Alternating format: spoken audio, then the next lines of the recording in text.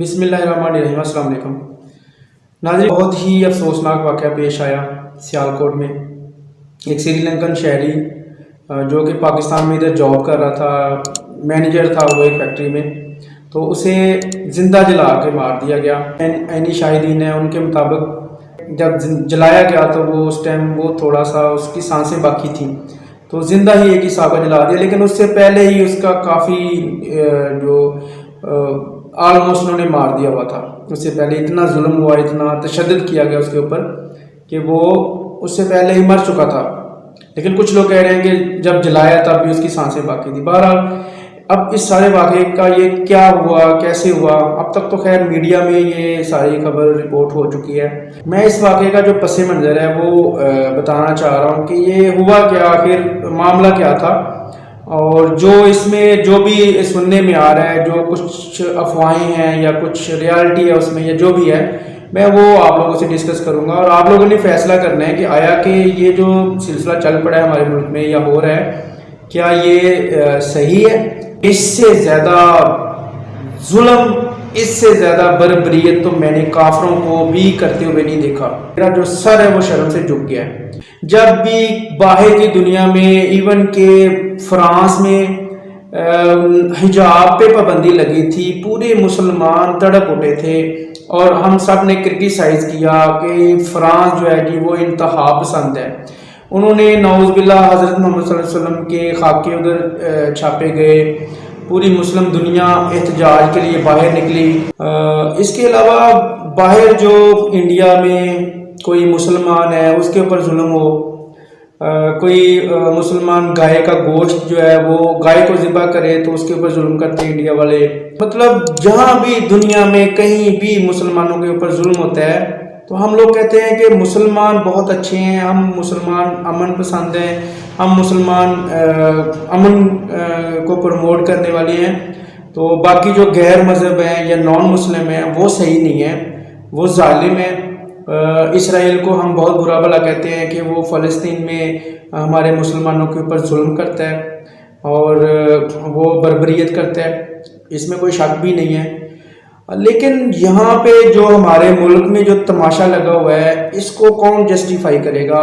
دیکھیں، ہم ایک ایسے ملک میں رہتے ہیں جہاں پہ پراپر ایک سسٹم ہے، جہاں پہ ایک حکمران ہے، جہاں پہ پولیس ہے، جہاں پہ ادارے ہیں، جہاں پہ فوج ہے، جہاں پہ قانون ہے، جہاں پہ عدالتیں ہیں، اور ایون کہ توہین رسالت اور توہین اسلام، توہین مذہب کا بھی قانون ہے۔ تو ان ساری چیزوں کے باوجود اگر جاہل لوگ کہ چند جاہل لوگ اپنے حساب سے اس چیز کا فیصلہ کرنے لگ جائیں تو اس ملک کا یا اس اسٹیٹ کا کیا حال ہوگا؟ دیکھیں، اگر کوئی بھی ایسا نان مسلم ہے یا کوئی ایسا شخص ہے جس کے اوپر یہ الزام ہے یا کسی کو یہ لگا کہ اس نے یہ گستاخی کی ہے، تو اس کو سزا دینے کے لیے ایک پراپر طریقہ کار ہے کہ اس کے پہلے سب سے تو بہت سالڈ جو ہے وہ گواہ ہوں۔ یہ جو توہین رسالت یا توہین مذہب کا قانون ہے، اس کو بڑے ہی اچھے طریقے سے بنایا ہوا ہے، یہ قرآن و حدیث کے مطابق بنا ہوا ہے۔ ہاں، تھوڑی بہت اس میں تبدیلی لانے کی بالکل ضرورت ہے تاکہ لوگ اس قانون کا غلط استعمال نہ کریں، اپنی دشمنیاں نبھانے کے لیے استعمال نہ کریں، جیسے کہ ریسنٹ پاسٹ میں ہو چکا ہے۔ بہت سارے ایسے واقعات ہیں، چند ایک واقعات میں کوٹ بھی کرنا چاہوں گا۔ اس میں ایک بہت ہی مشہور کیس تھا آسیہ بی بی کا۔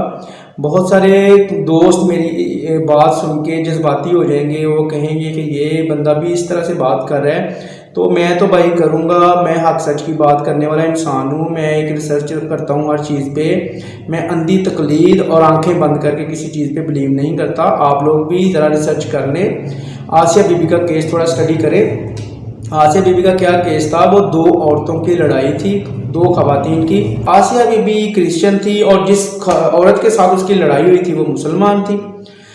اب ہوا یہ کہ اس نے، جیسے ہمارے لوگوں میں ہوتا ہے کہ اس نے پانی پیا گلاس میں، تو ہم تو کہتے ہیں جی جو عیسائی ہیں وہ تو ہمارے برتن بھی نہیں چھو سکتے، حالانکہ یہ بھی جاہلیت ہے، یہ بھی اسلام میں کوئی چیز نہیں ہے اس چیز کی. آپ اہل کتاب کے ساتھ بیٹھ کے کھانا بھی کھا سکتے ہو, آپ اس کے برتن میں پانی بھی پی سکتے ہو, کوئی آپ کو گناہ نہیں ہوگا, کوئی حرام نہیں ہے, کوئی ناجائز نہیں ہے. لیکن کم علمی, کم عقلی اور جہلیت کی وجہ سے ہم لوگ یہ کرتے ہیں. تو جو وہ دوسری سائڈ پہ جو عورت تھی مسلمان خاتون, اس نے اس کو برا بھلا کہنا شروع کر دیا. اب ان دو عورتوں کی لڑائی میں وہ جو آسیہ بی بی تھی, ظاہر ہے جب ایک بندہ آپ کو برا بھلا کہے گا تو آٹومیٹکلی جب آپ کسی کے دوسرے کے مذہب کے اوپر اٹیک کریں گے وہ آپ کے مذہب پہ اٹیک کرے گا.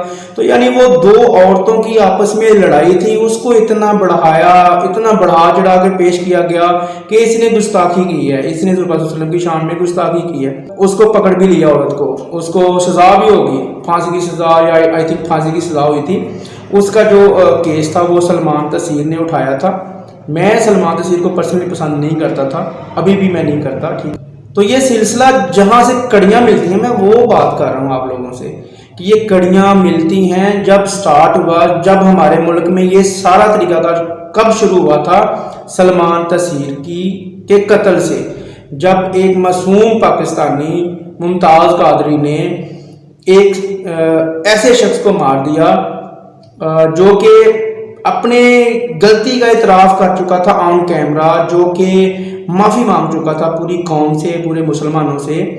اس کے باوجود اس کو ممتاز قادری نے قتل کر دیا. کیوں کیا کہ ایک مولانا صاحب اپنی مسجد میں بیٹھ کے تو وہ تقریر کر رہے تھے, اور تقریر آپ کو پتہ ہے جو ہمارے مولوی ہیں یہ روایتی تقریریں کرنے والے ہیں, یہ قصے کہانیاں سناتے ہیں, اور کوئی دین اسلام کی تو انہوں نے بات ہی نہیں کرنی. انہوں نے جذباتی تقریریں کرنی ہوتی ہیں, جذباتیات میں لانا ہوتا ہے. اس چیز کو یہ کیش کرتے ہیں اپنی فالوئنگ کے لیے تاکہ لوگ ان کو فالو کریں. اب میں ان مولانا صاحب کا نام نہیں لے لوں گا کیونکہ وہ مولانا صاحب اتنے خطرناک ہیں کہ ان کا بندہ نام لے تو کئی دفعہ جو پوسٹ ہے نا فیس بک کی وہ بھی بین ہو جاتی ہے, اور جو چینل ہے نا وہ بھی, اس کو بھی رسک ہو جاتا ہے. تو ماشاءاللہ اتنے خطرناک مولوی ہیں, ان کا میں نام نہیں لے سکتا, تو آپ لوگ سب سمجھ ہی جائیں گے. تو بہرحال وہ یہ ان کا بیج لگایا ہوا ہے, انہوں نے ایک ایسا بیج بویا کہ جو آج ہم کاٹ رہے ہیں سارے. تو اس کے بعد کیا ہوا کہ وہ سلمان تسیر نے کیا کہا تھا. سلمان تسیر اس آسیہ بی بی کے لیے جیل میں گیا. سلمان تسیر نے اس کا کیس جو ہے نا سرپرستی کرنے کی کوشش کی. سلمان تسیر نے اس کی مدد کرنے کی کوشش کی, اور سلمان تسیر نے اسی بیچ میں جذباتیت میں آ کے اعوذ باللہ جو توہین رسالت کا قانون ہے اس کو کالا قانون کہہ دیا. سلمان تسیر کیونکہ اس ٹائم وہ گورنر تھا تو میڈیا میں یہ بات آئی تو کافی کرٹیسزم ہوا, اس کے اوپر تنقید ہوئی. اس نے آن the camera, on the record, اس نے اپنے غلطی کا اعتراف کر کے اس نے معافی مانگی. اور میں سوچ بھی نہیں سکتا ان کی شان میں گستاخی کرنا, مجھ سے غلطی سے یہ لفظ میرے منہ سے نکل گئے تو مجھے اللہ معاف کرے, اور میں باقی سب سے بھی معافی مانگتا ہوں. تو اس نے یہ معذرت کی آ کے ٹی وی پہ. اس کے باوجود ایک ایسا انسان جو غلطی کی اپنی معافی مانگ رہا ہے, اب اللہ کے اوپر چھوڑ دینا چاہیے. لیکن ہم لوگ ایسے ہیں, ہم اللہ کے معاملات بھی اپنے ہاتھ میں لے لیتے ہیں. تو وہ ممتاز قادری کو نہیں پتا تھا کہ یہ سارا معاملہ ہوا. اس نے تو مولوی وہ جمعے کی تقریر کر رہا تھا, جمعے کا خطبہ تھا مسجد میں, تو ممتاز قادری کی ڈیوٹی لگی ہوئی تھی ادھر مسجد میں. اس نے تقریر سن لی اور جا کے ٹھوک دیا سلمان تسیر کو. یہ سلسلہ وہاں سے شروع ہوا ہے. یہ وہی پارٹی ہے کہ جنہوں نے آ کے سڑکوں پہ رستے روکے اور ساتھ میں نبی پاک صلی اللہ علیہ وسلم کے نعرے بھی لگائے. یہ وہی پارٹی ہے جنہوں نے پولیس والوں کو قتل کیا, پولیس والوں کو مارا. ان کی تو ڈیمانڈ ہی نہیں تھی فرانس کے سفیر کو نکالنے کی, ان کی تو ڈیمانڈ تھی کہ ان کے امیر کو رہا کر دیا جائے اور انہیں پولیٹیکل ایکٹیویٹیز میں حصہ لینے دیا جائے. ان کے نام کے ساتھ کل عدم تھا جو ان کی پارٹی کے اوپر پابندی لگی ہوئی تھی وہ ہٹا دی جائے. یعنی سارے اپنے مفادات. اس میں کوئی ایک مجھے بتا دیں کہ کوئی ایک ایسی چیز جو اسلامی تھی یا اسلام کی پروٹیکشن تھی جس میں سارے اپنے مفادات کا تحفظ اور اپنے مفادات کو حاصل کرنے کے لیے نام کس کا یوز کر رہے ہیں, حضرت محمد صلی اللہ علیہ وسلم کا. یہ پوری دنیا میں کہیں بھی ایسا نہیں ہے جیسے ہمارے ملک میں ہے. ہر ایک بندے نے اپنی ایک 1.5 انچ کی مسجد بنائی ہوئی ہے, ہر بندے نے اپنی ایک دکان بنائی ہوئی ہے, اور اس دکان کے اوپر گاہک کو لانے کے لیے, اس دکان کے اوپر کسٹمر کو لانے کے لیے یہ جذباتی بناتے ہیں, لوگوں کو ایک نعرہ دیتے ہیں اور اس نعرے کی آڑ میں اپنے مفادات کا تحفظ کرتے ہیں. تو میں ان معصوم پاکستانیوں سے مخاطب ہوں, ان معصوم لوگوں سے مخاطب ہوں کہ یار خدا را آپ لوگ اصل اسلام کی جو روح ہے اس کو سمجھو. ایسے لوگوں کے پیچھے لگ کے اپنا ایمان نہ خراب کرو. یہ جاہلیت اور حیوانیت اور بربریت کا ساتھ نہ دیں. جاہلیت اور حیوانیت کو مسلمانیت کا نام نہ دیں. ہمارا دین ہمیں یہ سکھاتا ہے کہ ہم غیر مسلم کے ساتھ روح سے پیش آئیں. اس چیز کو پروموٹ نہیں کیا جا سکتا, اور اگر اس طرح کے واقعات ہوں گے اور اس کے خلاف ریاست ایکشن نہیں لے گی یا ان کو قرار واقعی سزائیں نہیں ملیں گی تو یہ ہر گلی اور ہر محلے میں خدا نخواستہ عاشق رسول اور گستاخ رسول بڑھ جائیں گے, اور کوئی کب کسی کو مار دے گستاخ کہہ کے پتہ ہی نہیں چلے گا, اور آپ کو کوئی دفنانے والا بھی نہیں ہوگا, آپ کا کوئی ساتھ بھی نہیں دے گا. آپ کے ساتھ کسی کی دشمنی ہوگی, پکڑ کے کوئی مار دے گا اور کہے گا کہ اس نے گستاخی کی تھی. ایسے نہیں ہوتا. اگلے بندے کو اپنی غلطی سدھارنے کا, اپنی غلطی پہ پشیمانی کا, اپنی غلطی کو جھوٹا ثابت کرنے کا پورا موقع ملنا چاہیے. ایسا کسی بھی ایون کے ایسا تو اللہ تعالیٰ کی ذات جس نے انسان کو بنایا وہ بھی ایسا نہیں کرے گا انسان کے ساتھ, وہ بھی آپ کو پورا موقع دے گا. فیئر ٹرائل ہوگا روز محشر والے دن. ہر بندے کے ہاتھوں میں اس کے اعمال دیے جائیں گے اور اس سے پوچھا جائے گا, اور وہ اس کو پتا ہوگا کہ میں نے کیا کیا, میرا جرم کیا ہے. اس کے بعد اس کی جنت دوزخ کا فیصلہ ہوگا. تو یہ معاملہ تو اللہ تعالیٰ بھی نہیں کرتا اس طرح سے انسان کے ساتھ. جو انسان نے اپنے ہاتھ میں لے لیے ہیں, قانون کو بھی اور اسلام کو بھی اور دین کو بھی اپنے ہاتھ میں لینے والی بات ہے. باہر کی دنیا میں آپ کا امیج خراب ہو گیا ہے, آپ باہر کی دنیا میں ایک دہشت گرد ہو. آپ کبھی بھی باہر کی دنیا میں مسلمانوں کے ساتھ زیادتی ہوگی, ہم کبھی بھی اس کو جسٹیفائی نہیں کر سکیں گے, ہم ان کی وکالت نہیں کر سکیں گے. ہم یہ نہیں کہہ سکیں کہ یہ انہوں نے غلط کیا ہے, کیونکہ ہم خود غلط ہیں. ہم کیا کر رہے ہیں غیر مسلموں کے ساتھ؟ یہ وہ طبقہ ہے جس نے کوئی کسر نہیں چھوڑی پاکستان کا بیڑا گرک کرنے کی, پاکستان کے اوپر پابندیاں لگانے کی, پاکستان کا نام خراب کرنے کی, اسلام کا نام خراب کرنے کی. ساتھ دینے والے بھی مجرم ہیں, ساتھ دینے والے بھی قصوروار ہیں.